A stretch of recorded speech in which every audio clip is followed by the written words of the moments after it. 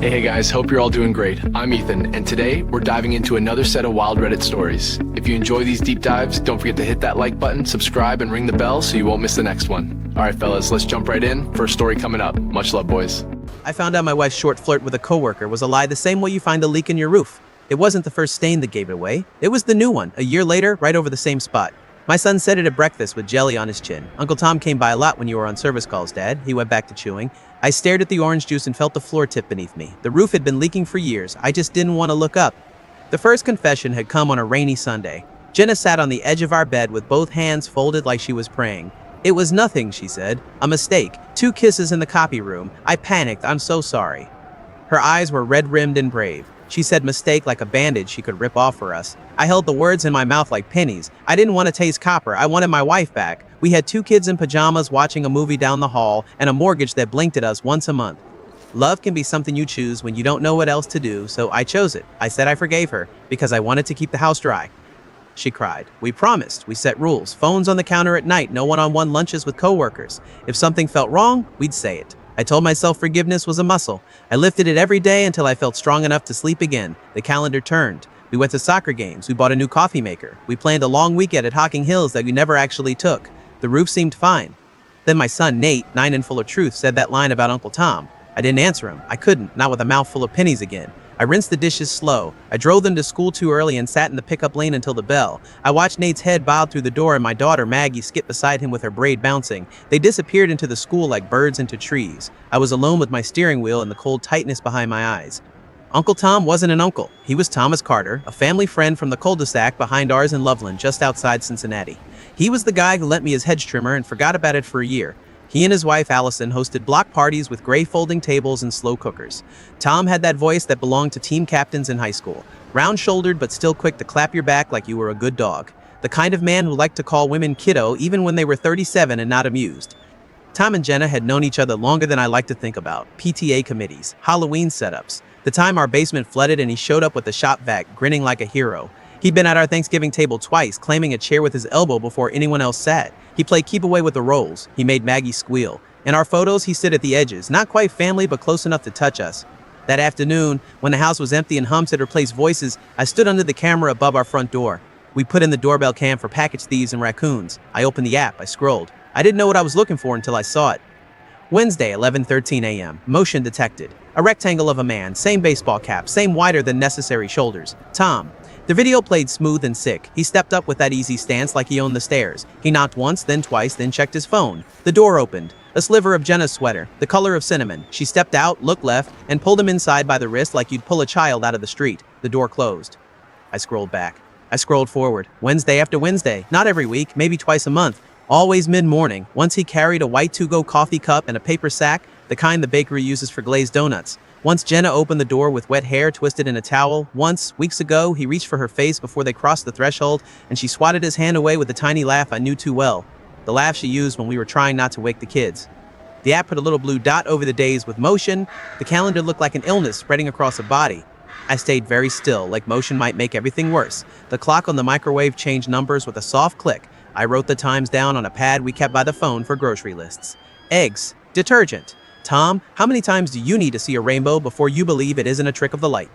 When Jenna came home that evening, she kissed my cheek like we were new. Hey, she said, traffic was silly. She set a grocery bag on the counter, apples thumping like a heartbeat. She wore the cinnamon sweater. I looked at her left hand. The ring was on. I tried to remember if it had been on in the doorbell video. What scared me most was that I wasn't sure.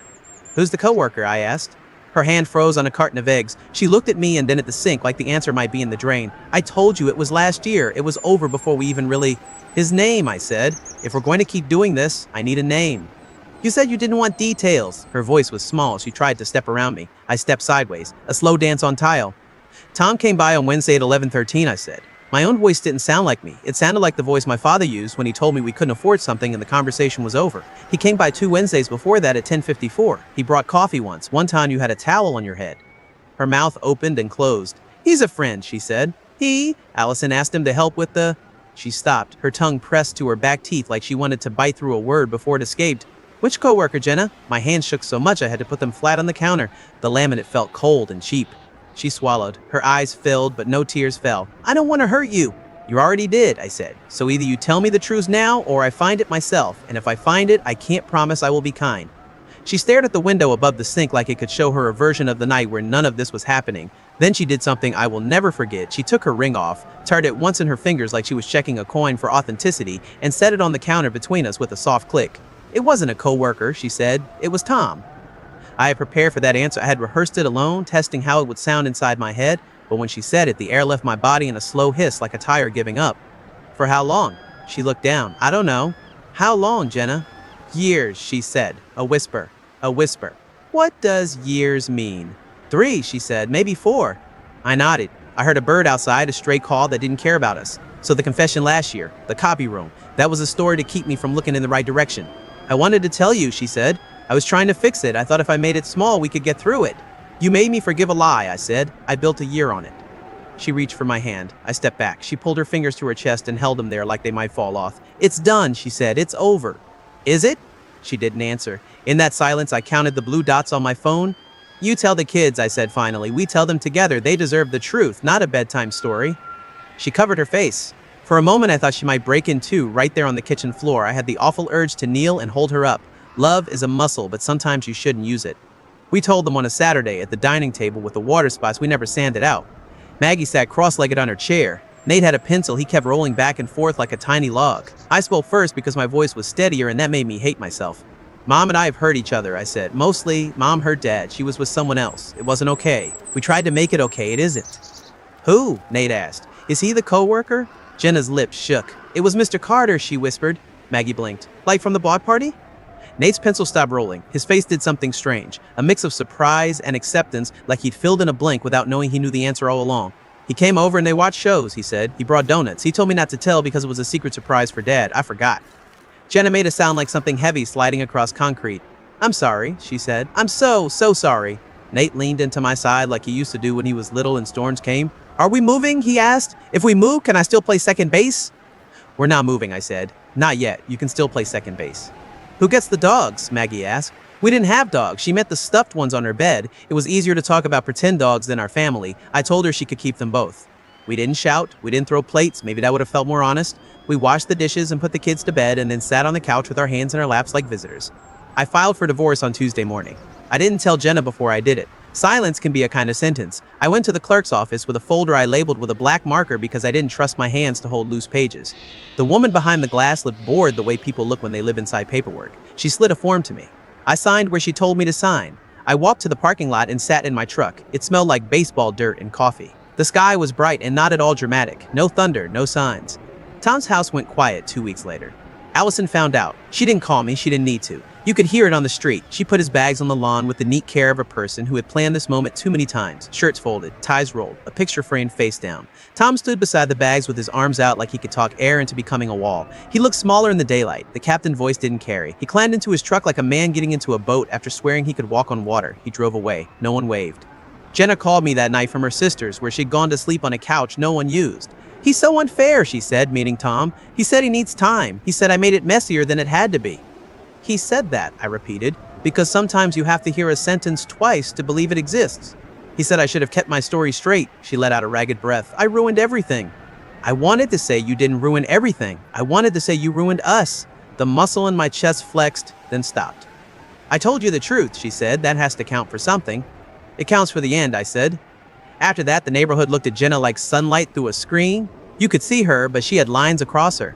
Women who used to stop her car window at pickup waved and then found a reason to check their phones. Men who used to jog and nod suddenly needed to tie shoes when she passed. The cupcake mom unfriended her in one clean click that somehow still hurt. That's the thing about small places. News moves like smoke. It finds every crack. I took the kids to school. I packed lunches. I learned how to braid badly and then less badly. On Sundays, I sat with them at church and felt my way through songs with words like mercy. People told me I was strong. They meant I was still showing up. Strength is sometimes just the art of sitting exactly where you're supposed to, even when your body wants to run. One afternoon, 2 months into the paperwork and the careful choreography of shared time, I walked past our refrigerator and stopped. On the door, there was a photo from a fall hayride. The 4 of us on a bale of straw with cheeks pink from the cold. Tom was not in the frame, but when I looked hard at my own face, I could see a man trying not to notice a draft. I took the picture down and put it in a shoebox. I wasn't angry. I was making space for air that didn't sting. Jenna texted me long paragraphs late at night. Sometimes she apologized. Sometimes she accused me of liking the victim role because it made me look good. Pain makes people strange. I didn't answer most of the time. When I did, I kept it to the kids' logistics, pickups, practices, the science fair. If she wanted a fight to prove we were still bound to each other, I wasn't going to give it to her. One day she asked to meet for coffee to talk about summer plans. I picked the cafe on the corner by the park because the windows were big and the pastries too sweet for grown-ups. When I got there, the line stretched to the door. I saw her at a table by the glass. She looked small in a sweater I knew. Her face seemed tired in a way makeup doesn't fix. There are lines you get from laughing. There are lines you get from holding a story in your mouth too long. She had the second kind. I waved to let her know I saw her. She waved back. Then the bell over the door rang and the kids barreled in behind me. Maggie first, Nate after, like a pair of comets. "Dad, they have the dinosaur cookies," Nate said. "Two," I told the counter kid. "And a coffee." We sat at a table near the opposite window. The kids argued about frosting. Maggie asked if dinosaurs would like sprinkles. Nate said dinosaurs would like meat. We laughed. It was not the bright, fake laugh you do for company. It was the kind that finds you because you're together and safe for a second. Across the room, Jenna watched us through the glass like we were in another aquarium. Her hand was flat on the table. Her ring finger was bare and very pale where the metal had been. She looked at me the way you look at a house you used to live in, not with rage, with a slow understanding of the rooms you can't enter anymore. For the first time, I saw something pass over her face that wasn't defense or need. It was a simple, brutal thing. She knew what she had given away, and it wasn't a husband. It was the piece of herself that could look in a mirror and not flinch. I didn't celebrate, I didn't cheer inside, I took a sip of coffee, burned my lip, and laughed because that is how life is. It stings, you keep drinking. We signed papers in July. The judge read our names and asked 2 questions and banged a little wooden block that wasn't a gavel. We walked out into a thick, hot day. Cicadas screamed like something in the trees was being heard on purpose. She said, "I hope we can be friends." I said, "I hope we can be good parents." We both nodded because those are things you say when you want to leave with a little dignity. Fall came. I coached Nate's team because he asked and I didn't have a reason to say no. I taught Maggie how to make grilled cheese without burning the bread. The house got quieter in a way that wasn't lonely. It was like when the furnace kicks off and you notice it because the hum stops, and then you realize you are still warm. People in the neighborhood adjusted. They weren't cruel to Jenna forever. They just gave her a space shaped like her choices. Tom moved to an apartment near the interstate with a balcony too small for a chair. I saw him once at the hardware store buying a single light bulb and pretending to read the label like he was deciding whether light was a good idea. He looked right through me and then past me, which felt more honest than any words we could have said. Sometimes, late at night, I stack the evidence in my head the way a kid stacks blocks to see how high he can go before it all falls. The doorbell videos, the way she sent her ring on the counter the night she told the truth, the photo with the draft I refused to feel. It didn't collapse anymore, it just stood there as tall as it was. I turned off the light and went to bed. Here's what I know now. Forgiveness is a gift you can hand someone in the dark, but you don't have to let them lead you deeper into it. Truth hurts, but it floorboards your life. You stop stepping through. If you were at the cafe that day and saw us through the window, you might have thought I'd won something. I didn't. I lost and kept walking. That's not a trophy, but it's heavy enough to make you stand up straight. A year after the papers, Jenna sent a photo of Maggie at her school concert. Maggie was beaming, her braid better than mine. Under it, Jenna wrote, "You're doing a good job." I started to type something, then stopped. I put the phone down and looked around my kitchen. The roof didn't leak. That was enough praise for one night. Do you think telling your kids the full truth is mercy or cruelty when the truth is ugly but clear? Where do you draw the line between forgiving a person and forgiving a pattern that breaks you?